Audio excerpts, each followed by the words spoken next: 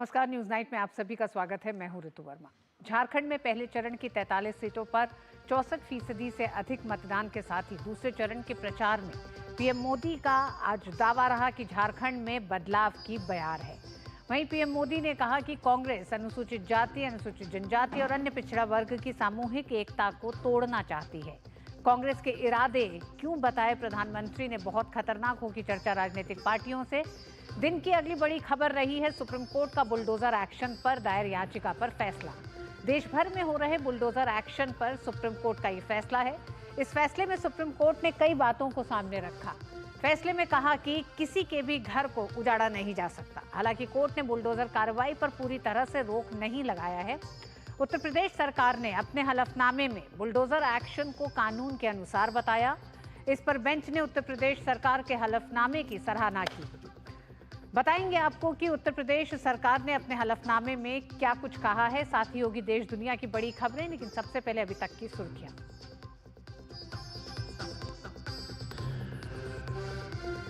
झारखंड में पहले चरण का मतदान शांतिपूर्ण संपन्न। 43 सीटों पर डाले गए वोट। चंपई सोरेन, महुआ माझी समेत 683 प्रत्याशियों की किस्मत ईवीएम में कैद।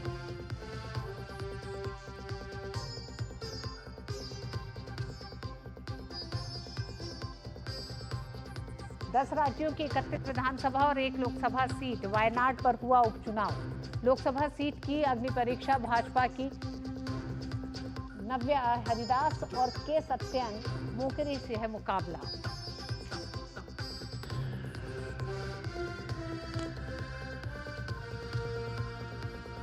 झारखंड में दूसरे चरण का चुनाव प्रचार हुआ तेज। पीएम मोदी ने झारखंड के गोंडा और सारंट में की जनसभा। पीएम ने साधा निशाना, कहा रोजी रोटी और माटी की पुकार। झारखंड में भाजपा एनडीए की सरकार।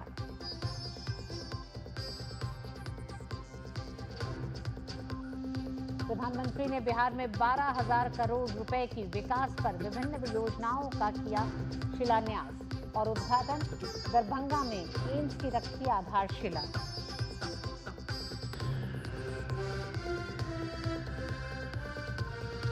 और बुलडोजर एक्शन पर सुप्रीम कोर्ट ने जारी की गाइडलाइंस। एक्शन से पहले नोटिस देना जरूरी। सुप्रीम कोर्ट ने फैसले का यूपी सरकार ने किया स्वागत।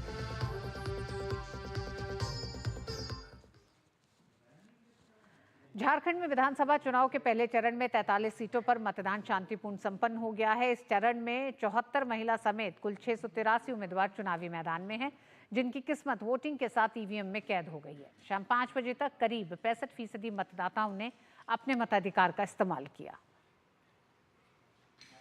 झारखंड विधानसभा चुनाव के पहले चरण में मतदाताओं में गजब का उत्साह देखने को मिला। जोश खरोश के साथ हर उम्र के लोग लोकतंत्र के उत्सव को सफल बनाने के लिए अपने घरों से निकले। पीएम मोदी ने भी पहले मतदान फिर जलपान का संदेश दिया। मतदान केंद्रों पर मतदाताओं की लंबी लंबी कतारें दिखी और समाज के हर वर्ग ने इस उत्सव में अपनी भागीदारी सुनिश्चित की। फर्स्ट टाइम वोटर भी काफी उत्साहित दिखे। इम्प्रूवमेंट हो ताकि अभी जो है उससे और बेहतर के लिए। हमने बहुत बार वोट किया है, लेकिन हर बार एक नई जोश, और हर बार एक नया बेहतर राज्य, बेहतर देश बनने का उम्मीद। तो हम लोग वोट देते हैं ये सोच के कि हमारा देश और तरक्की करे, तरक्की करते रहे और हम लोग अपना उसमें सहयोग देते रहे। आम के साथ खास लोग भी लोकतंत्र के महापर्व को सफल बनाने के लिए मतदान केंद्र पर पहुंचे। झारखंड के राज्यपाल संतोष कुमार गंगवार, ओडिशा के राज्यपाल रघुवर दास, राज्य के मुख्यमंत्री हेमंत सोरेन, केंद्रीय मंत्री अन्नपूर्णा देवी, रक्षा राज्य मंत्री संजय सेठ, राज्य सरकार के कई मंत्री और प्रत्याशियों ने अपने संबंधित बूथों पर पहुंचकर मतदान किया। इतना ही नहीं, नक्सलियों के कभी गढ़ रहे बूढ़ा पहाड़, गुमला और पश्चिमी सिंहभूम के मनोहरपुर जैसे इलाकों में भी वोटरों ने भय मुक्त माहौल में उत्साह पूर्वक मतदान किया। हम लोग का भी फर्ज बनता है ना, सरकार के चुनने का अधिकार है कि वो हम लोग का आर्थिक सुविधा को और अच्छा से बेहतरीन और बच्चों की पढ़ाई वगैरह सब चीज़ में ध्यान दे। मेन मुद्दा है रोजगार का। रोजगार करके भी यहाँ शोषण है, पेमेंट कम मिलता है आदमी को। परिवर्तन चाहिए। सुरक्षा के लिए जो महिला लोग अभी देश में कितना कुछ हो रहा है, वही सुरक्षा के लिए हम लोग ये विधायक बनाना चाहते हैं। आयोग ने मतदाताओं को आकर्षित करने के लिए इन 43 विधानसभा क्षेत्रों में कई मॉडल बूथ भी बनाए। कई मतदान केंद्रों का संचालन महिलाओं और दिव्यांगजनों के जिम्मे रहा। चुनावों की निष्पक्षता को लेकर भी आयोग द्वारा व्यापक प्रबंध किए गए थे। मतदाताओं के उत्साह ने चुनावी दंगल में ताल ठोक रहे प्रत्याशियों का हौसला बढ़ाया। सभी अपनी अपनी जीत का दावा कर रहे हैं। पूरे झारखंड क्षेत्र में मुद्दा ही मुद्दा है। बांग्लादेशी घुसपैठी पूरा झारखंड के बहुत बड़ा मुद्दा है, जहां आदिवासी का जनसंख्या घटना, दूसरा भ्रष्टाचार, बालू से लेकर हर चीज़ भ्रष्टाचार से जुड़ा हुआ है। मैंने कुछ समय में उनके साथ रहकर, उनके सुख दुख में साथ देकर उनके लिए जितना काम किया है, उससे मैंने विश्वास हासिल किया है जनता से, और उनका आशीर्वाद मुझे प्राप्त होगा, ऐसा विश्वास है। इस चरण में 74 महिला समेत कुल 683 उम्मीदवार चुनावी मैदान में हैं, जिनकी किस्मत वोटिंग के साथ ईवीएम में कैद हो गई। पूर्व सीएम चंपाई सोरेन, उनके बेटे बाबूलाल सोरेन, पूर्व सीएम अर्जुन मुंडा की पत्नी मीरा मुंडा, मधु कोड़ा की पत्नी गीता कोड़ा, रघुवर दास की बहू पूर्णिमा साहू, मंत्री मिथिलेश ठाकुर, मंत्री रामेश्वर उरांव, रांची विधायक सीपी सिंह और जेएमएम की राज्यसभा सांसद महुआ माझी समेत कई दिग्गजों की साख दांव पर है। 2019 में हुए विधानसभा चुनाव में इन 43 सीटों में से झारखंड मुक्ति मोर्चा को 17, भाजपा को 13, कांग्रेस को 8, राजद, जेवीएम, एनसीपी को 1-1, जबकि निर्दलीय के हिस्से 2 सीटें आई थीं। यह कहानी थी साल 2019 की, लेकिन यह वर्ष 2024 है। समीकरण बदल चुके हैं, समय बदल चुका है और मुद्दे भी बदल चुके हैं। जनता के जनादेश के खुलासे के लिए 23 नवंबर तक इंतजार करना पड़ेगा, जब मतगणना होगी। लेकिन आज दिन भर झारखंड वासियों ने जमकर मतदान किया, जिससे रिकॉर्ड मतदान दर्ज हुआ। अपने सहयोगी विकास के साथ मैं दिवाकर कुमार, दूरदर्शन समाचार, रांची। और झारखंड में दूसरे चरण का प्रचार चरम पर है। प्रधानमंत्री नरेंद्र मोदी बुधवार को देवघर में झारखंड सरकार पर जमकर बरसे। विधानसभा चुनाव में रोटी, बेटी और माटी की सुरक्षा को सबसे बड़ा और अहम मुद्दा बताया। पीएम ने विश्वास दिलाया कि एनडीए की सरकार इनकी सुरक्षा से कोई खिलवाड़ नहीं होने देगी। वहीं प्रधानमंत्री ने जेएमएम और कांग्रेस पर झारखंड के खिलाफ साजिश का आरोप लगाया और कहा कि इनकी पहचान बदलने की कोशिश की जा रही है। झारखंड विधानसभा चुनाव में प्रधानमंत्री ने रैलियों में जेएमएम, कांग्रेस, आरजेडी गठबंधन की सरकार को भ्रष्टाचार में डूबी हुई सरकार करार दिया। उन्होंने गोड्डा की रैली में कहा कि जिनके घरों से नोटों के पहाड़ निकले, उन्हीं को जेएमएम ने प्रत्याशी बनाया है। ये लोगों का अपमान है। नोटों के पहाड़ और वो वाला नेता जो जेल गया, देखिए, नोटों के पहाड़ वाला नेता जो जेल गया, उसके परिवार के सदस्य को ही इन्होंने टिकट दे दिया। मतलब चोरी करने को सर्टिफाई कर दिया। और ये सिर्फ टिकट दिया ऐसा नहीं है, वो आपके गांव पर नमक छिड़कने का काम किया है। सीधी सीधी झारखंड के लोगों को चुनौती है। झारखंड के भाई बहनों, इनके इस अहंकार को तोड़ना है, इनके इस भ्रम को तोड़ना है। अरे ये लोकतंत्र है, हम मालिक नहीं हैं, मालिक आप हैं। सारठ की रैली में प्रधानमंत्री ने आक्रामक अंदाज के साथ कांग्रेस पर समाज को जाति के नाम पर बांटने के आरोप लगाए। उन्होंने कहा कि कांग्रेस का इतिहास रहा है कि वो एससी, एसटी और ओबीसी समाज के आरक्षण को खत्म करने के लिए हमेशा आमादा रहती है। ऐसे में समाज को चाहिए कि वे एक रहें और सेफ रहें। कांग्रेस चाहती है कि एससी, एसटी, ओबीसी की पहचान खत्म हो जाए। सैकड़ों छोटी मोटी जातियों में समाज टूट जाए, बिखर जाए, आपस में लड़ता रहे। जिस दिन ऐसा होगा तो इनकी सामूहिक ताकत खत्म हो जाएगी और कांग्रेस रातों रात एससी, एसटी, ओबीसी का आरक्षण खत्म कर देगी, क्योंकि उनके पिताजी ने डंके की चोट पर ऐलान करके गए हैं। मेरे भाई बहन, आपको सावधान ज्यादा रहना है। आपको याद रखना है, एक है तो सेफ है। जेएमएम कांग्रेस आरजेडी पर फैमिली फर्स्ट का आरोप प्रधानमंत्री ने लगाया। उन्होंने कहा कि इन पार्टियों को अपने स्वार्थ की चिंता है, आम आदमी की नहीं।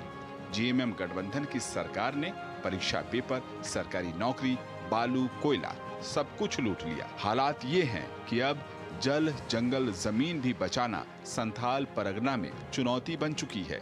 उन्होंने भरोसा दिया कि अगर अवैध घुसपैठ के इकोसिस्टम से राज्य को बचाना है तो लोगों को, भाजपा को चुनाव में जीत दिलानी ही होगी। हर घर में जाकर कहना, अपने मोदी भाई आए थे और मोदी जी ने आपको जय जोहार कहा है। झारखंड से नीरज सिंह और राजेश राज के साथ ब्यूरो रिपोर्ट, डीडी न्यूज। तो प्रधानमंत्री नरेंद्र मोदी ने कांग्रेस और जेएमएम पर बड़े हमले किए हैं। इन्हीं हमलों पर होगी विस्तार से चर्चा, वक्त एक छोटे से ब्रेक की। आपके घर के खाने में रेस्टोरेंट जैसा स्वाद ले आए MDH का शाही पनीर मसाला। पनीर को क्या मस्त बना डाला। The Institute of Chartered Accountants of India, being the world's largest accounting body, proudly presents before the World Forum of Accountants 2025. Experience 3 days of insightful discussions. Join us at WOFA 2025 from January 31st to February 2nd, 2025 at Yashobhoomi, New Delhi. For more details, visit wofa.icai.org. Muthoot finance gold overdraft. अपने सोने को हमारे सुरक्षित lockers में deposit कीजिए। उस सोने पर 24/7 क्रेडिट लाइन लीजिए और फिर पैसे एक बार लीजिए या बार बार, आपके हाथ में है। कम या ज्यादा आपके हाथ में है, घर में या ब्रांच में आपके हाथ में। और जानते हैं सबसे बड़ी बात, ब्याज सिर्फ उतने ही दिन का भरिए जितने दिन पैसे इस्तेमाल कीजिए। जी हाँ, मुथूट फाइनेंस गोल्ड ओवरड्राफ्ट। आज ही कॉल कीजिए 1-800-313-1212। गोल्ड लोन कमाल, बाकी लोन बेमिसाल।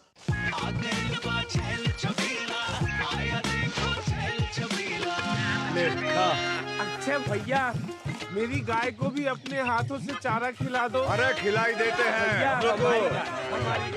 हमारी गाय भैया। क्या हो गया, पूरा का पूरा गांव यहाँ आ गया। अच्छा भैया, इसी हाथ से चारा खिलाते हो, तभी तो आपके गाय भैंसों की ब्याज सबसे ज्यादा है। अरे पगले, ये चमत्कार इस हाथ का नहीं, हाथ में जो कपिला पशु आहार है उसका है, जो पशुओं की सेहत अच्छी रखता है और ब्याज भी बढ़ाता है। ले जाओ।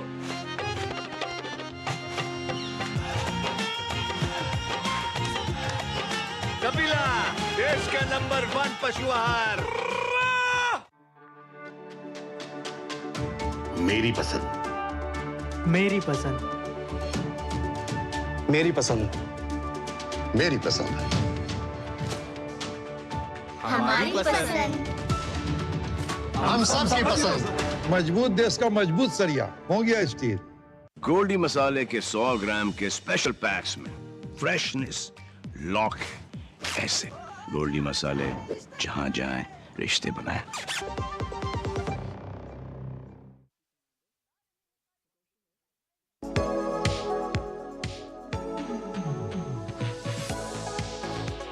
नई सुबह, नई शुरुआत। डीडी न्यूज के पावर पैक शो के साथ राजनीति, कारोबार और होगी सुर्खियों पर भी चर्चा। अखबारों की हेडलाइंस, खेल, सिनेमा सहित मिलेगी संपूर्ण खबर।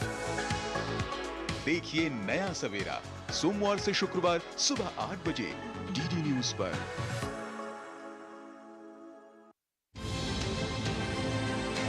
राष्ट्रीय खबरें हो या अंतर्राष्ट्रीय मुद्दे की बात, राजनीति से जुड़ा हर पहलू, साथ ही बिजनेस का उतार चढ़ाव, खेल जगत की अपडेट से लेकर मनोरंजन की छोटी बड़ी हलचल। देखिए मिड डे प्राइम।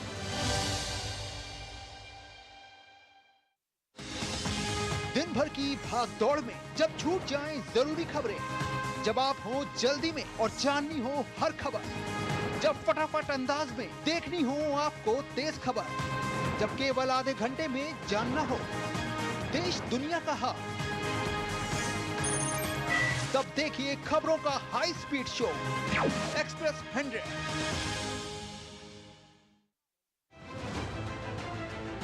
आर्थिक जगत की सुर्खियां आम आदमी के लिए क्या है मायने, शेयर बाजार और दूसरे फाइनेंशियल मार्केट्स के तमाम अपडेट्स, कारोबार जगत की बड़ी खबरों का सटीक और सरल विश्लेषण देखिए इकोनॉमी टुडे डीडी न्यूज पर।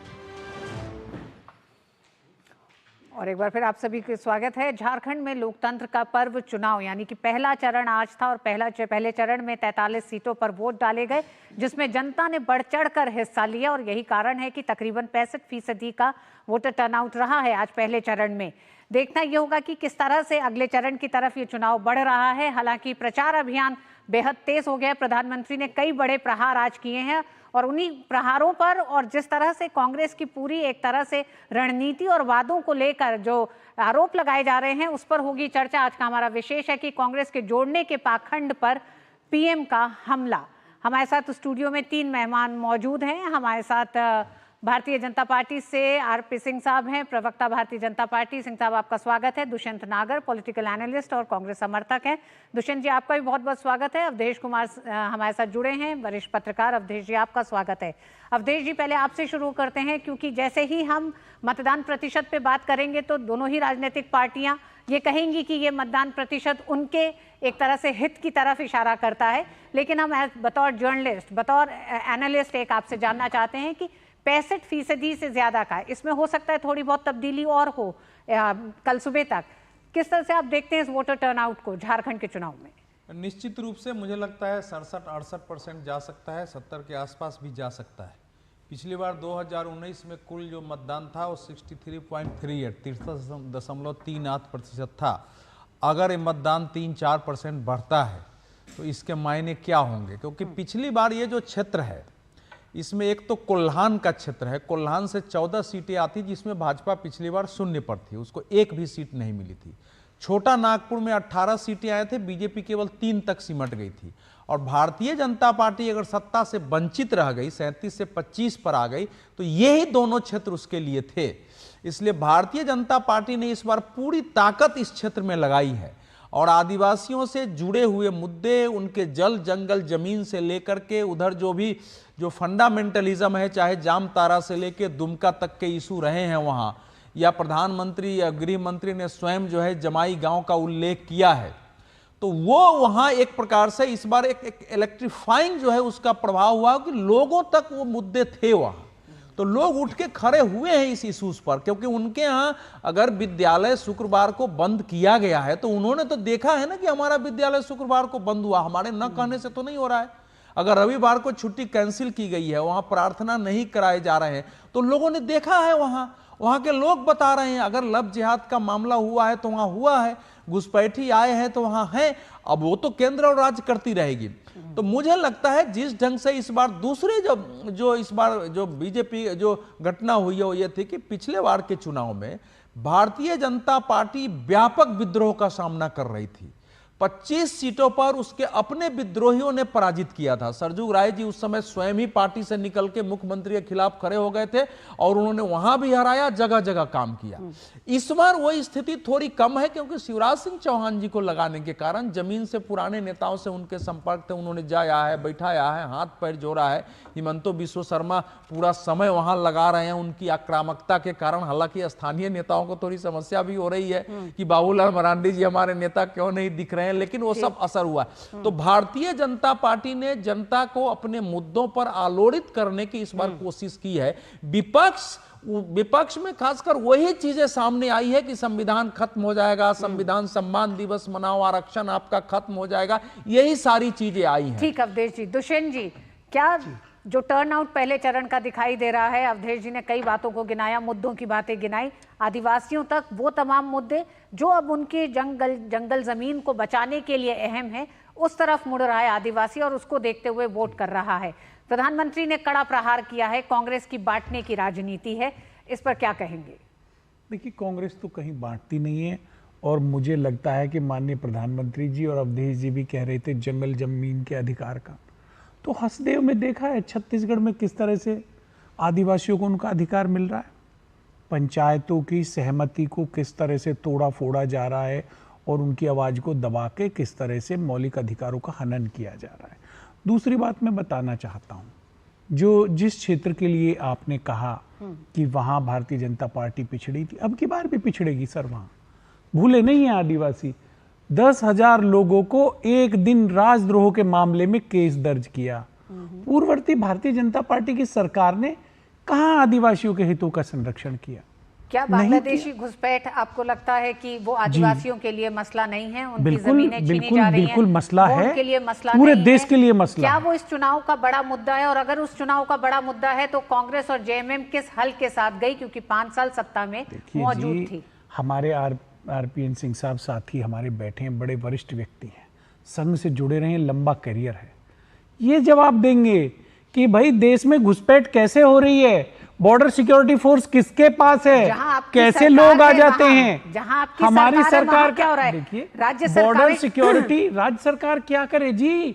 राज्य सरकार के पास सीमित संसाधन है, वो कानून व्यवस्था संभाले या भारत की सीमाओं की जाके सुरक्षा करे, घुसपैठियों को बढ़ने से रोके। दुष्यंत जी, ऐसे तो फिर सारी राज्य सरकारें अपना हाथ खड़ा कर दें, तो फिर राज्य सरकार केंद्र सरकार की जिम्मेवारी है जी, केंद्र सरकार की जिम्मेदारी एक सीमा तक है। राज्य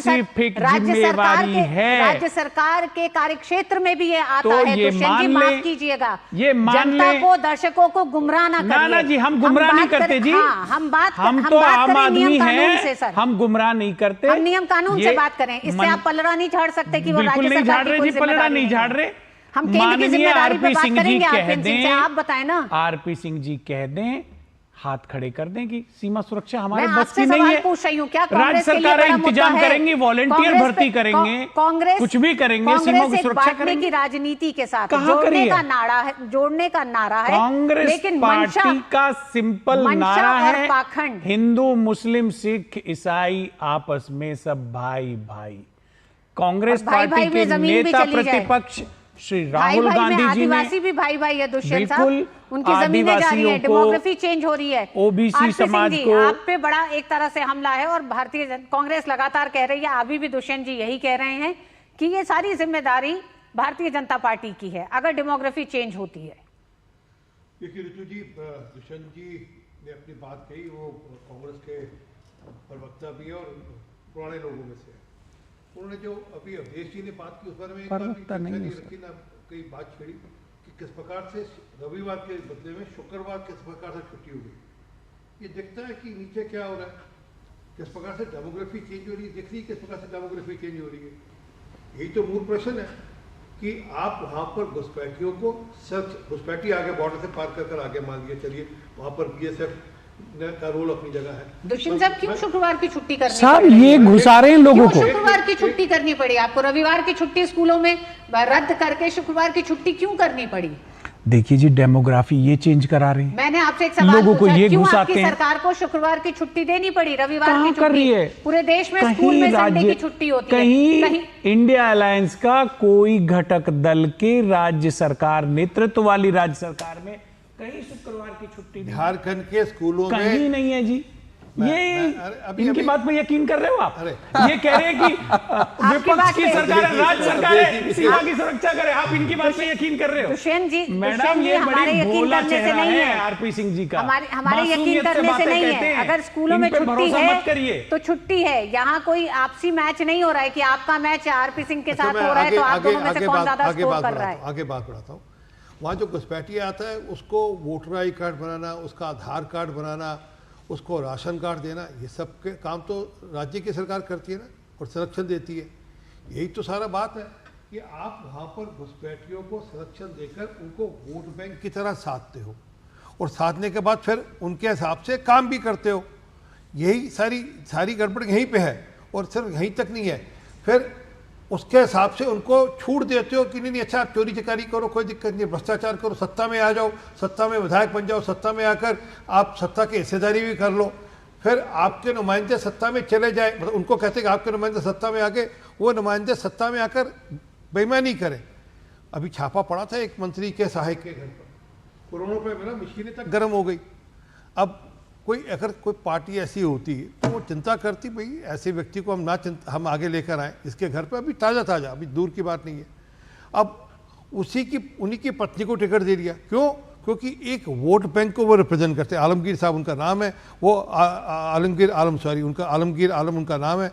अब उनको वो एक वोट बैंक को रिप्रेजेंट करते हैं, इसलिए वो चिंता है। दुष्यंत जी, तमाम भ्रष्टाचारियों को अगर टिकट दिया जाता है और अगर प्रधानमंत्री कहते हैं कि ये मौजूदा सरकार का अहंकार है, तो इसमें क्या गलत कहते हैं? बिल्कुल गलत कहते हैं जी। देखिए, इन्होंने तो हमारे मुख्यमंत्री साहब को जेल भेज दिया था, उनके ऊपर ही आरोप लगा दिए थे, उनको कोर्ट ने जेल भेजा, बाहर भेजा, कोर्ट ने जेल भेजा। आप हर चीज पे जो न्यायपालिका ने किया है का आदर करते हैं, लेकिन ईडी इनकी है। वो सुबह जाके बैठ जाती थी मुख्यमंत्री जी के यहाँ और शाम तक निकलते नहीं थे घर में से जी।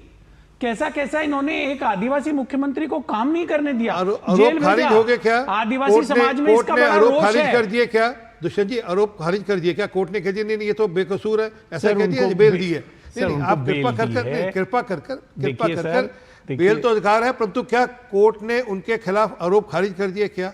उन्होंने एप्लीकेशन लगाई और एप्लीकेशन लगाने के बाद भी खारिज नहीं हुए, खारिज हो जाएंगे सर? नहीं, हो जाएंगे नहीं। क्या खारिज के उनकी एप्लीकेशन नकारने के बाद भी खारिज नहीं किए? अरे जिस आदमी ने मुख्यमंत्री रहते हुए आप जज बन जाइए, मैं आपकी बात मान लूंगा। नहीं दुष्यंत जी, मुझे कोई जज बनने का शौक नहीं है। मुख्यमंत्री जी चुनाव से जुड़े मुद्दों पे बात कर रहे हैं। भ्रष्टाचार एक बड़ा मुद्दा है, जनता वोट करेगी, उसके लिए ये बड़ा मुद्दा होगा। माननीय मुख्यमंत्री और उनके परिवार के नाम पे नहीं पाई गई है, ये मैं पूरे अधिकार के साथ कह रहा हूं और पूरी जानकारी। ये मामला भी चल रहा है, अभी कोर्ट में ही है दुष्यंत जी, अभी धीरज रखते हैं थोड़ा सा। अवधेश जी, तो तमाम ऐसे बड़े मुद्दे जिसमें बांग्लादेशी घुसपैठ का एक मुद्दा है, वहां की जनता का रोजगार छीना जा रहा है इस घुसपैठ की वजह से, वहां आदिवासियों की जमीन छीनी जा रही है, महिलाओं के साथ एक शोषण है कि उनका जमीन उनसे शादी करने के बाद छीन जा रही है, और ये सारा एक तरह से आंकड़ों के साथ है, एक तरह से सबूत के साथ है। कुछ ऐसा नहीं है कि कोई चीज हवा में हो रही है, जनगणना का आंकड़े तमाम इन बातों की तस्दीक करते हैं। ऐसे में क्या आपको लगता है कि जिस तरह से कांग्रेस इस बात से अभी भी पलड़ा झाड़ रही है, ये इस चुनाव में इससे बच पाएगी? ये बड़ा मुद्दा बन चुका है। देखिए, वहाँ पलायन भी एक बड़ा मुद्दा है। अगर 1951 में आबादी अगर आदिवासियों की 70% है और 2011 में 37% हो जा रही है, तो ये तो असाधारण स्थिति होती है ना कि ऐसा क्यों हुआ है। आप जिला वाइज भी देखेंगे तो लगभग यही स्थिति है। तो ये तो वहाँ के अभी कांग्रेस का ही शासन रहा है ना, भारतीय जनता पार्टी का शासन जो वहाँ आया है वो तो सन 2000 में उनकी सरकार बनी, उसके बाद वो सत्ता में आए हैं। लेकिन ये कांग्रेस के शासन काल की होती रही है। 2011 में अगर कांग्रेस 2001 में जुलाई 2004 में कांग्रेस ने कि यूपीए सरकार ने संसद में अगर कहा कि बांग्लादेशी घुसपैठियों की संख्या भारत में करीब 1 करोड़ 20 लाख है, जिसमें से करीब 50 लाख असम में है, तो 70 लाख कहाँ है? तो ये तो सवाल है। आज कह दें कि इसी सरकार में घुसपैठ हुआ। दूसरा यह है कि इसका एक फैक्चुअल सिचुएशन यह है कि कुछ लोग जब झारखंड रांची हाई कोर्ट में मामला लड़ रहे थे, रांची हाई कोर्ट ने आदेश दिया कि राज्य सरकार और केंद्र सरकार मिलके एक कमेटी बनाए, एसआईटी बनाए, जो हमारे नियंत्रण में, हमारे निगरानी में होगी, और फिर उसके रिपोर्ट के आधार पर हम इस पर कार्रवाई करेंगे। झारखंड सरकार उतने अभी फैसला नहीं आया था वर्डिक्ट, केवल ये कहा था कि भाई एक सीरियस इशू है, इस पर करना है। उसके खिलाफ सुप्रीम कोर्ट आ गई, कपिल सिब्बल जी यहाँ मामला लड़ रहे हैं। तो ये लोग जो हमारे मित्र जो है दुष्यंत नागर जी के जो चेहरे लोग सुप्रीम कोर्ट में है, वो किसी इशू को होने ही नहीं देते हैं। इसका मतलब तो है कि जानबूझ करके घुसपैठिए आपके वोटर हैं, इस कारण से आप सुप्रीम कोर्ट तक उनकी लड़ाई लड़ रहे हैं। सरकार आप केंद्र सरकार को देते हैं। जो तीसरा सिचुएशन हुआ है भ्रष्टाचार का है। क्या पूजा सिंघल के घर से 17 करोड़ रुपया एक आईएएस जो कि बरामद नहीं हुए? क्या मंत्री आलमगार के पीए के, सुनिए, मध्य प्रदेश में भी झारखंड की बात हो रही है दुष्यंत जी, सुनिए, मंत्री आलमगार के, सुनिए ना भाई, मंत्री आलमगार जी के पीए के नौकर के घर से 35 करोड़, इतना करोड़ों का ढेर मिलना, तो आप इन बातों से कैसे आप छुटकारा पा जाएंगे दुष्यंत जी? और दूसरी बात है, एक तरफ आरक्षण की बात करते हैं, दूसरी तरफ जातियों में बांटने की बात कर रहे हैं, आदिवासियों के हित को नहीं ध्यान में रख पा रहे हैं। तो ये कौन सी राजनीति कांग्रेस की है? सर, कहने के लिए कुछ है, जमीन पे कुछ है। देखिए जी, आदिवासी और वंचित समाज जो सामाजिक और आर्थिक रूप से पिछड़े हैं, उनके हितों के लिए कल्याणकारी योजना प्रोग्राम तभी बनेंगे जब उनके नंबर्स हमारे सामने होंगे, कास्ट सेंसस होंगे। अवधेश जी कोर्ट में तो पिछले 75 साल से आदिवासियों के लिए ये रोक ये लगा रहे हैं। इनके मित्रगण गए अभी हाई कोर्ट, सुप्रीम कोर्ट में। अवधेश जी के मित्रों ने याचिका लगा दी कि भाई कास्ट सेंसस मत करिए बिहार में। आदिवासियों के लिए इसका मतलब इस देश में 70 साल में 75 साल में कुछ नहीं हो पाया, क्योंकि जो होगा वो संख्या के बाद होगा। 50 कांग्रेस के 50-55 वर्ष के शासनकाल में हुआ, विगत 10 वर्ष में कुछ नहीं हुआ। और वो कौन सा फॉर्मूला है जो 50 के आगे जाएगा सर? वो जाएगा जी, आरक्षण की लिमिट को बढ़ाया जाएगा और संख्या के आधार पे सामाजिक और आर्थिक रूप से पिछड़े लोगों को भागीदारी सुनिश्चित करी जाएगी। अनुसूचित जनजाति, अनुसूचित जाति को उनकी जनसंख्या के अनुपात आदिवासी क्षेत्रों में जो ओबीसी रह रहा है उनको नहीं मिल रहा है। सर 14% आरक्षण मिल रहा है झारखंड में, और झारखंड में 27%। आप क्या बात कर रहे हो? अनुसूचित जाति, अनुसूचित जनजाति की जनगणना होती है, अनुसूचित जाति जनजाति के साथ में ओबीसी की बात कर रहा हूं। और ओबीसी का 14% झारखंड राज्य में मिल रहा है, जिसको 27% करने के लिए माननीय मुख्यमंत्री जी ने गवर्नर के पास में प्रस्ताव भेजा है, जिसको पास नहीं किया। आरक्षण देश में किसने लागू किया मुझे बताइए? कांग्रेस पार्टी ने लागू किया सर, नरसिम्हा राव जी की सरकार ने लागू किया। दुष्यंत जी अब तो आप पता नहीं कहाँ बहस को लिए जा रहे हैं। कहाँ ले जा रहा हूँ? मैं सच्चाई बोल रहा हूँ। अगर ये मेरे को बोलने नहीं दे रहे हैं। मंडल कमीशन किसने लागू किया था? डॉक्टर उन्होंने सिर्फ सिफारिशें लागू की, लेकिन ओबीसी का 27% आरक्षण आदरणीय उन्होंने लागू किया नरसिम्हा राव साहब ने। आरक्षण को लेकर जो आप गलतफहमी आपके साथ है उसको पढ़ने की जरूरत है दुष्यंत जी, इनको पढ़ाने की जरूरत है जी। आदरणीय राव साहब ने कांग्रेस पार्टी के प्राइम मिनिस्टर दुष्यंत जी सिर्फ कहने के लिए, कुछ कहने के लिए बहस में नहीं बात हो सकती। मैं नहीं कहता जी, मैं तथ्यों के आधार पे कह रहा हूं। लेकिन हम ये देखते हैं कि दूसरे चरण के चुनाव के साथ साथ प्रचार और तेज होता जा रहा है, प्रहार तेज हो रहे हैं, जिसमें भारतीय जनता पार्टी लगातार कांग्रेस को उसकी नीतियों नहीं दिया और उसके तमाम उन इरादों को लेकर घेर रही है। बहुत बहुत धन्यवाद दुष्यंत जी आपका भी, सिंह साहब आपका भी, अवधेश जी आपका भी इस चर्चा के लिए। वक्त एक छोटे से ब्रेक का है और आगे आप देखिएगा प्रियंका गांधी ने क्या जताई है उम्मीद।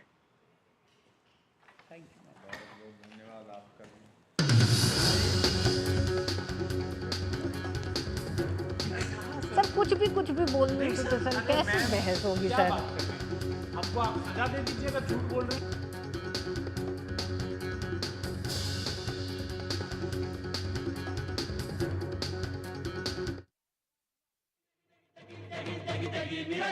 MDH की देगी मिर्च का तड़का, अंग अंग फड़का। MDH की देगी मिर्च। जब धरती चीर कर निकलता है लोहे का पत्थर और मिलता है मोंगिया के जोश से, फिर तपता है, पिघलता है और बनता है फौलाद। अब होता है सरिया सारी खूबियों के साथ। मोंगिया स्टील, मजबूत देश का मजबूत सरिया। राजा आओ आओ आयो। ये देखो मैसेज, कहते हैं वीडियो लाइक करके 500 रुपया रोज कमाओ। बस पहले थोड़ा पैसा दे के ललचाएंगे, फिर बोलेंगे कि और कमाना है तो पैसा भरो। हम दिन भर चूना लगाते हैं और ये लोग हम ही को चूना लगाने चले हैं। पान वाला हूँ, मूर्ख नहीं हूँ। याद रहे, यूपीआई कहता है कि अगर कोई आसान कमाई का लालच दे तो कहो मैं मूर्ख नहीं हूँ।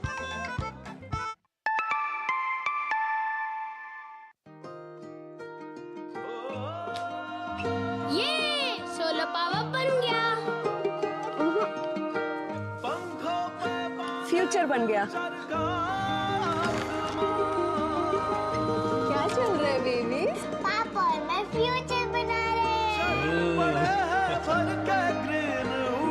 फ्यूचर ही तो बना रहे हैं, हर ओर डिकार्बोनाइजेशन बढ़ा के और सालों से प्रोड्यूस होते वॉट्स में ग्रीन मिला के। NTPC green, a wholly owned subsidiary of NTPC limited, brightening India's tomorrow with green watts.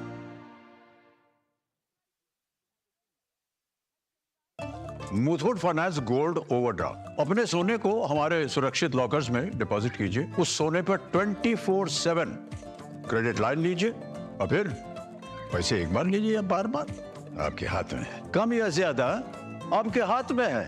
घर में या ब्रांच में आपके हाथ में है। और जानते हैं सबसे बड़ी बात, ब्याज सिर्फ उतने ही दिन का भरिए जितने दिन पैसे इस्तेमाल कीजिए। जी हाँ, मुथूट फाइनेंस गोल्ड ओवरड्राफ्ट। आज ही कॉल कीजिए 1-800-313-1212। गोल्ड लोन कमाल, बाकी लोन बेमिसाल। जल्दी करो यार प्लीज, जल्दी। दूसरा कोई मैच है क्या? ऐसा ही कुछ है यार, बैंक जाना है दादाजी को लेके। हाँ यार, उम्र होने पर कभी कभी मदद तो लगती है, पर बैंकिंग में नहीं। वैसे भी आरबीआई कहता है सीनियर सिटीजन सबसे पहले। अगर आप 70 साल से ऊपर हैं और आप बैंक नहीं जा सकते तो बैंक आएगा आपके पास जरूरी सेवाएं लेकर, वो भी वाजिब दरों पर। सीनियर सबसे पहले। आरबीआई कहता है जानकार बनिए, सतर्क रहिए। MDH का किचन किंग किचन में हो तो हम सब कुछ बना सकते हैं। बैंगन का भरता, आलू गोभी, भिंडी मसाला और भी बहुत कुछ। MDH।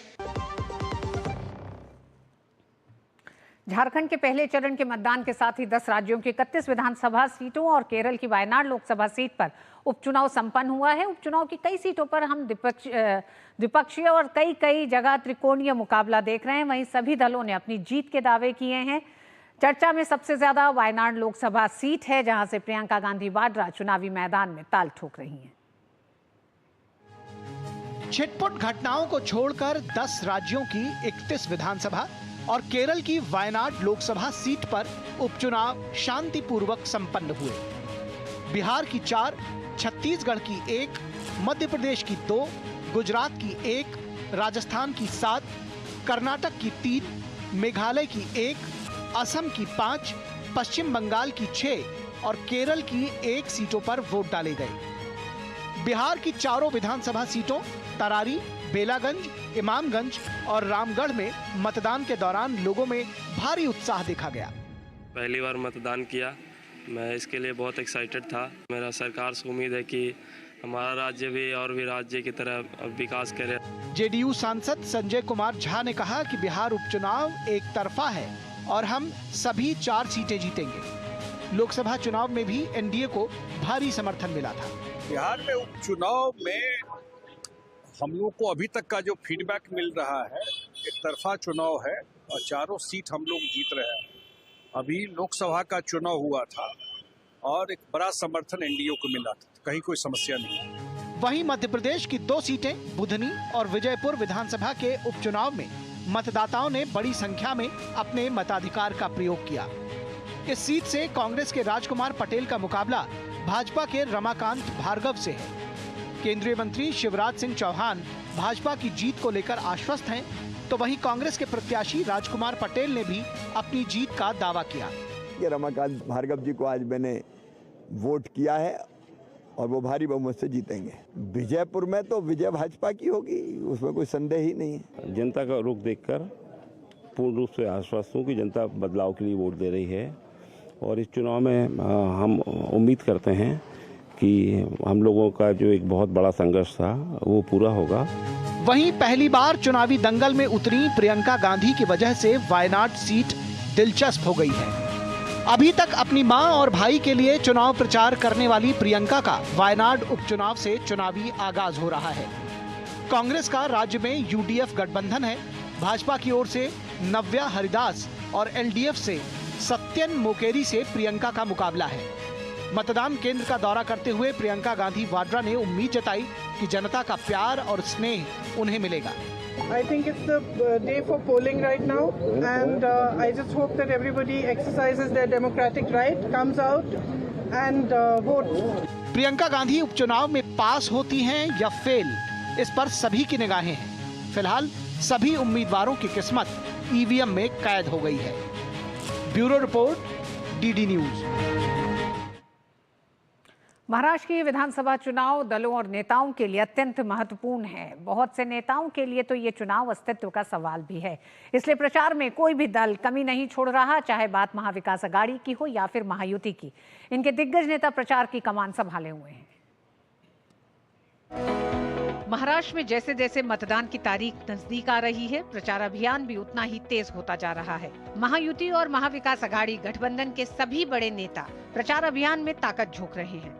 इसी कड़ी में भाजपा के वरिष्ठ नेता अमित शाह ने प्रदेश में प्रचार की कमान संभाली। अमित शाह ने राज्य में चुनावी रैलियों को संबोधित करते हुए कहा कि महायुति का मतलब है विकास और अघाड़ी का मतलब है विनाश। वहीं भाजपा अध्यक्ष जेपी नड्डा ने भी महाराष्ट्र के विकास के लिए महायुति को वोट देने की अपील की। 40 गांव वालों, 23 तारीख को अघाड़ी का सुपड़ा साफ होने वाला है। शिवराय के महाराष्ट्र में महायुति की सरकार बनने वाली है। महायुति की सरकार। जिम्मेवार राजनीतिक पार्टी के रूप में मैं पूछ रहा हूं उनसे, तुम्हारा हिमाचल प्रदेश का मैनिफेस्टो कहां गया? तुम्हारा कर्नाटक का मैनिफेस्टो कहां गया? आज हम ये पूछ रहे हैं और वो जवाब देने में असंभव है। इसलिए अकाउंटेबिलिटी की पॉलिटिक्स, डेवलपमेंट की पॉलिटिक्स, ये पॉलिटिकल कल्चर में बहुत बड़ा शिफ्ट हुआ है और ये प्रधानमंत्री मोदी जी के कारण हुआ है। दूसरी तरफ महाविकास अघाड़ी के नेता भी प्रचार में जोर लगाते दिखे। कांग्रेस अध्यक्ष मल्लिकार्जुन खड़गे ने जनसभाओं को संबोधित करते हुए कहा कि एनडीए सरकार ने लोगों से झूठे वादे किए हैं, उनके सपने तोड़े हैं, उन्हें ठगा है। वहीं एनसीपी शरद पवार गुट की सांसद सुप्रिया सूले ने भी प्रचार के दौरान कहा कि हमारे संविधान में बांटने की भाषा नहीं दी गई है, बल्कि जोड़ने और प्यार की भाषा दी गई है। कांग्रेस पार्टी और महाविकास आघाड़ी हुकूमत में आएगी तो हम 2,50,000 नौकरियां जल्दी भर देंगे। ये बंटने की भाषा कभी हमारे संविधान में नहीं है। जोड़ने की और प्यार बांटने की हमेशा भाषा हमारे संविधान की है। इस बीच महाराष्ट्र के मुख्यमंत्री एकनाथ शिंदे ने प्रदेश में अनेक जगहों पर जनसभाएं कर महायुति उम्मीदवारों के लिए वोट मांगे। वहीं उप मुख्यमंत्री देवेंद्र फडणवीस ने भी कई जगहों पर प्रचार किया। इसके अलावा उद्धव ठाकरे भी महाविकास अघाड़ी के प्रत्याशियों के लिए प्रचार करते नजर आए। Bureau report, DD news. Himachal Pradesh की सुखविंदर सिंह सुक्खू सरकार को हाईकोर्ट से बड़ा झटका लगा है। हाईकोर्ट ने राज्य सरकार के 6 मुख्य संसदीय सचिव सीपीएस को हटाने और तुरंत सुविधाएं वापस लेने के आदेश दिए हैं।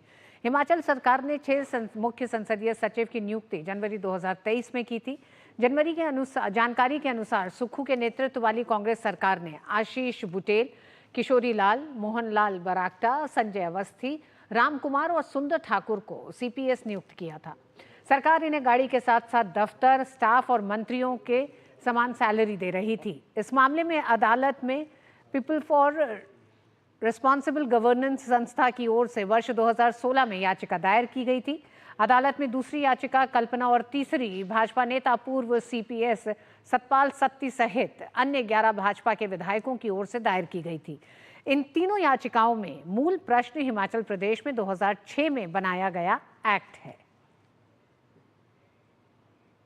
बहुत लंबे समय से सबको इंतजार था कि जो सीपीएस की नियुक्तियां हैं उन्हें हाई कोर्ट में चैलेंज किया गया था बाय रिट ऑफ मैंडेमस के माध्यम से, और आज उसका फैसला आया है और फैसला हमारे पक्ष में आया है। कोर्ट ने माना है कि जो एचपी पार्लियामेंट सेक्रेटरीज 2006 एक्ट जो था वो मेंटेनेबल नहीं है, और कोर्ट ने इसमें इमीडिएटली सरकार को ये आदेश दिए हैं कि जब ये मेंटेनेबल है और ये असम की जजमेंट जो बिमलोंगशु रॉय के साथ जो सुप्रीम कोर्ट की जजमेंट है उससे फुली कवर्ड है, तो कोर्ट ने चीफ सेक्रेटरी को अभी आदेश दिए हैं कि फोर्थविथ इनकी सारी फैसिलिटीज़ को विड्रॉ कर दिया जाए।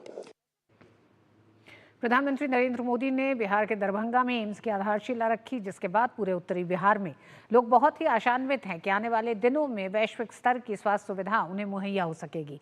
प्रधानमंत्री ने कहा कि उनकी सरकार लोक सेवा और कल्याण के लिए प्रतिबद्ध है। प्रधानमंत्री नरेंद्र मोदी ने मिथिला वासियों से वादा किया था कि उनके लिए वैश्विक स्तर का स्वास्थ्य इंफ्रा जल्द बनेगा। बुधवार को दरभंगा एम्स की आधारशिला रखते ही अब ये सुनिश्चित हो गया कि दरभंगा और आसपास के लोगों को इलाज के लिए दिल्ली या पटना के चक्कर नहीं काटने होंगे। आजादी के 60 सालों तक देश में सिर्फ एक ही एम्स था और वो भी दिल्ली में। हर गंभीर बीमारी के लोग दिल्ली एम्स का रुख करते थे।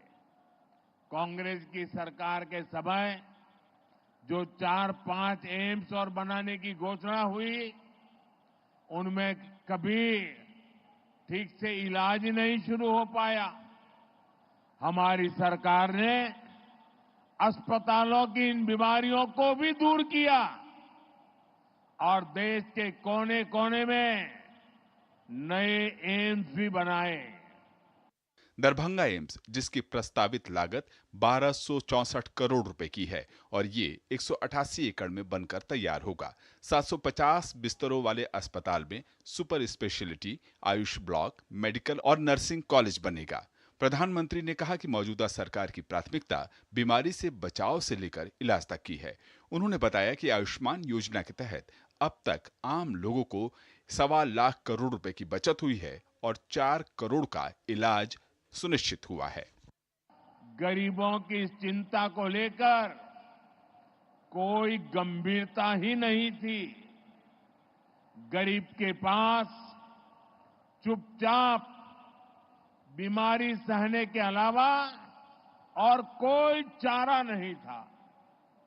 ऐसी स्थिति में हमारा देश कैसे आगे बढ़ता? इसलिए पुरानी सोच और अप्रोच दोनों बदला। प्रधानमंत्री ने दरभंगा में कुल 12,100 करोड़ रुपए की परियोजनाओं का शिलान्यास और उद्घाटन किया, जिसमें स्वास्थ्य इंफ्रा के साथ साथ रेल, रोड और पाइपलाइन गैस से जुड़ी परियोजनाएं शामिल रहीं। सभी योजनाओं का मकसद आम आदमी के जीवन स्तर में सुधार लाना है। विरासत के साथ साथ विकास, यही है प्रधानमंत्री मोदी सरकार का मंत्र। दरभंगा से नितेंद्र सिंह के साथ ब्यूरो रिपोर्ट, डीडी न्यूज। और न्यूज नाइट में वक्त एक छोटे से ब्रेक का। ब्रेक के बाद बताएंगे दिल्ली की जहरीली हवाओं में किसका हाथ।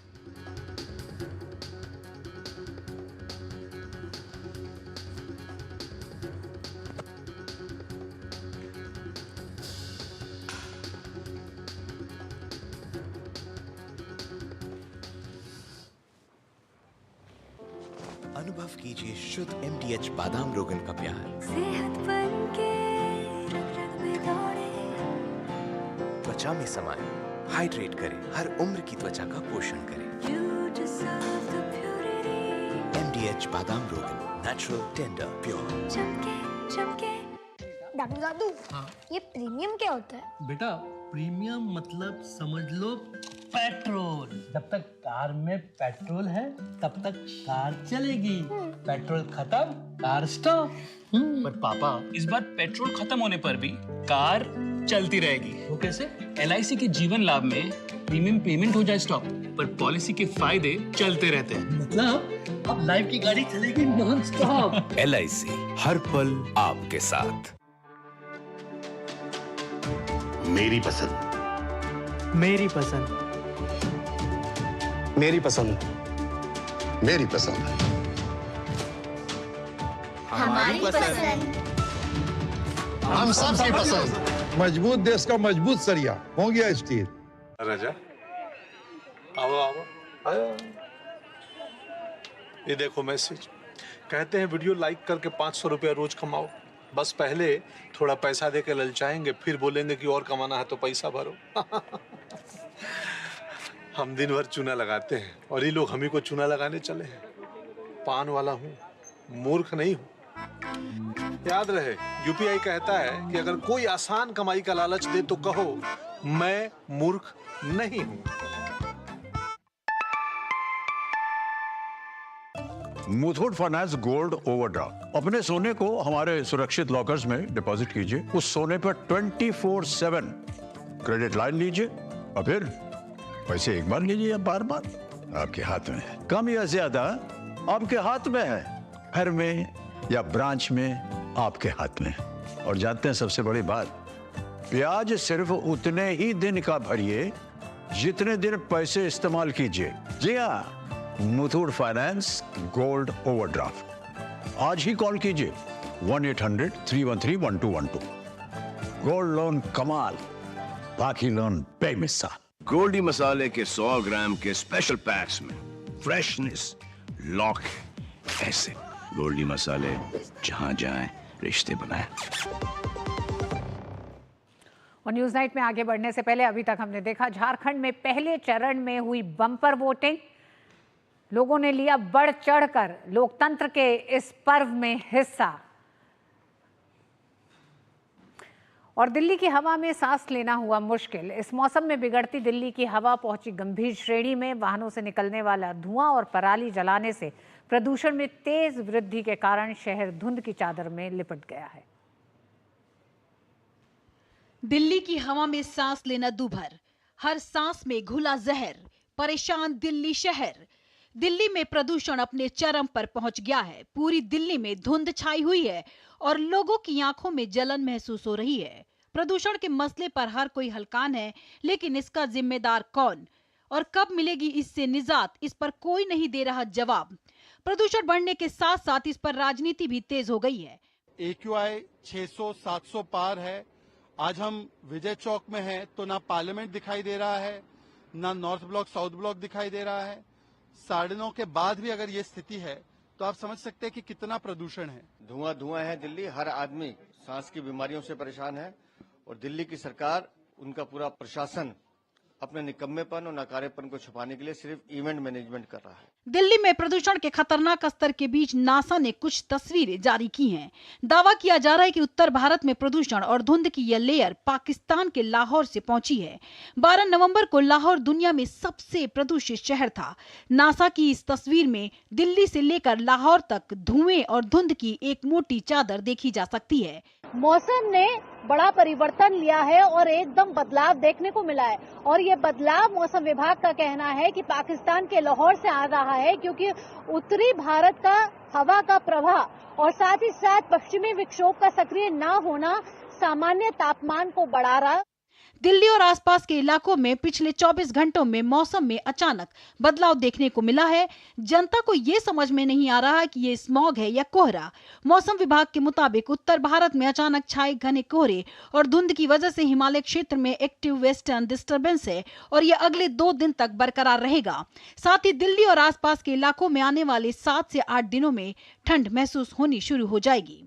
एक वेस्टर्न डिस्टर्बेंस है जो भी ईरान के ऊपर है, उसका प्रभाव आज से ही आ रहा है। स्लोली जैसे ये आगे मूव करेगा, जो हमारा जो हवाओं का पैटर्न है वो नॉर्थ वेस्टर्ली विंड से, तो नॉर्थ वेस्टर्ली विंड जनरली ठंडी होती है। वहीं प्रदूषण की मार झेल रहे दिल्ली वासियों को डॉक्टर विशेष सावधानी बरतने की सलाह दे रहे हैं। Most of our patients who are on respiratory medicines, who are on cardiac medications, who are on liver or kidney medications to stay at home. Don't go in the morning walk. Wear mask whenever you have to go outside. Use air purifiers whenever you are at home. Those who are elderly, those who are having comorbidities, take their flu vaccines, pneumonia vaccines regularly and eat healthy. Drink lot of water, eat more of fruits, antioxidants, so that their immunity gets building on and they can fight this pollution. Delhi खांस रही है, दम घुट रहा है, आरोप प्रत्यारोप जारी है, लेकिन वजहों पर कोई नियंत्रण नहीं है। भावना नायर के साथ ब्यूरो रिपोर्ट, डीडी न्यूज। और वक्त एक छोटे से ब्रेक का है।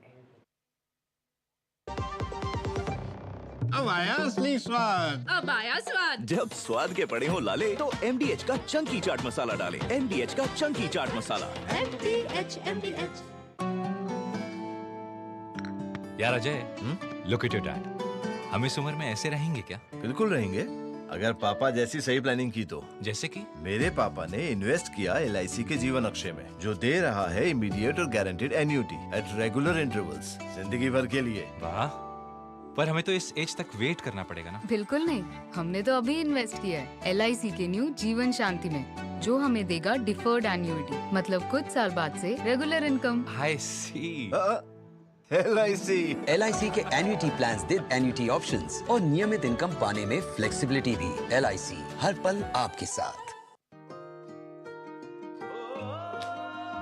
ये सोलर पावर बन गया। फ्यूचर बन गया। क्या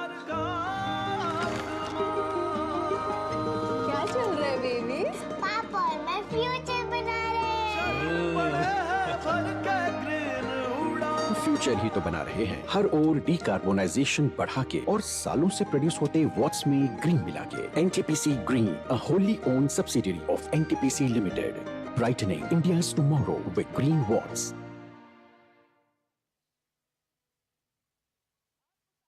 मुथूट फाइनेंस गोल्ड ओवरड्राफ्ट। अपने सोने को हमारे सुरक्षित लॉकर्स में डिपॉजिट कीजिए, उस सोने पर 24/7 क्रेडिट लाइन लीजिए और फिर पैसे एक बार लीजिए या बार बार, आपके हाथ में है। कम या ज्यादा आपके हाथ में है, घर में या ब्रांच में आपके हाथ में है।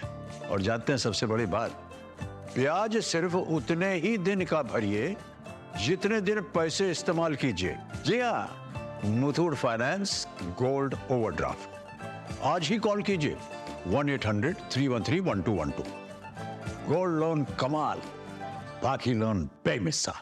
एक ऐसा तबका जो रिटायरमेंट के बारे में आज भी बिल्कुल नहीं सोचता, वो है औरतें। औरतें कमा के भी वल्नरेबल हैं। सो एनपीएस एक इक्वालिटी ला रहा है, हम सब एक बराबर प्लेटफॉर्म पे हैं। अपने बेहतर कल को सुनिश्चित करने के लिए एनपीएस जरूरी है। गोल्डी मसाले के 100 ग्राम के स्पेशल पैक्स में फ्रेशनेस, लॉक, एसिड। गोल्डी मसाले, जहां जाएं रिश्ते बनाएं। और न्यूज़ नाइट में आज बस इतना ही। छोड़े जा रहे हैं आपको देश की कुछ अन्य बड़ी खबरों को फटाफट अंदाज में। मुझे दीजिए अनुमति, नमस्कार।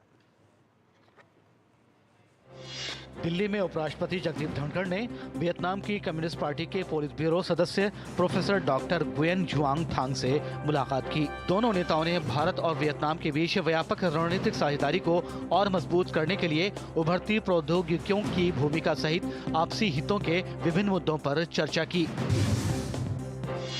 विदेश मंत्री डॉक्टर जयशंकर ने दिल्ली में सऊदी अरब के विदेश मंत्री प्रिंस फैसल बिन फरहान अल सऊद के साथ द्विपक्षीय बैठक की। बैठक के दौरान उन्होंने दोनों देशों के बीच साझेदारी को और आगे बढ़ाने पर जोर दिया। इसके अलावा सामाजिक और सांस्कृतिक सहयोग पर चर्चा हुई। छत्तीसगढ़ के जशपुर में जनजातीय गौरव दिवस कार्यक्रम का आयोजन किया गया। कार्यक्रम में मुख्य अतिथि के तौर पर केंद्रीय मंत्री डॉक्टर मनसुख मांडविया, मुख्यमंत्री विष्णुदेव साय और उप मुख्यमंत्री अरुण साव उपस्थित रहे। असम पुलिस ने घुसपैठियों पर बड़ी कार्रवाई की है। असम पुलिस ने करीमगंज से 6 अवैध बांग्लादेशी घुसपैठियों को पकड़ लिया है। साथ ही सभी घुसपैठियों को सीमा पार वापस भेज दिया गया है। CSIR और गुरुग्राम विश्वविद्यालय द्वारा संयुक्त रूप से पारंपरिक ज्ञान के संचार और प्रसार पर अंतर्राष्ट्रीय सम्मेलन का आयोजन किया गया। इस कार्यक्रम में भारत समेत अन्य देशों के वैज्ञानिक सम्मिलित रहे। भारत पहली बार पेटेंट, इंडस्ट्रियल डिजाइन, एप्लीकेशन और ट्रेडमार्क एप्लीकेशन के लिए दुनिया के शीर्ष 10 देशों में शामिल हो गया है। विश्व बौद्धिक संपदा संगठन यानी WIPO के मुताबिक 2018 और 2023 के बीच बौद्धिक संपदा अधिकारों के लिए भारत के पेटेंट और इंडस्ट्रियल डिजाइन फाइल करने की संख्या दुगुनी हो गई है।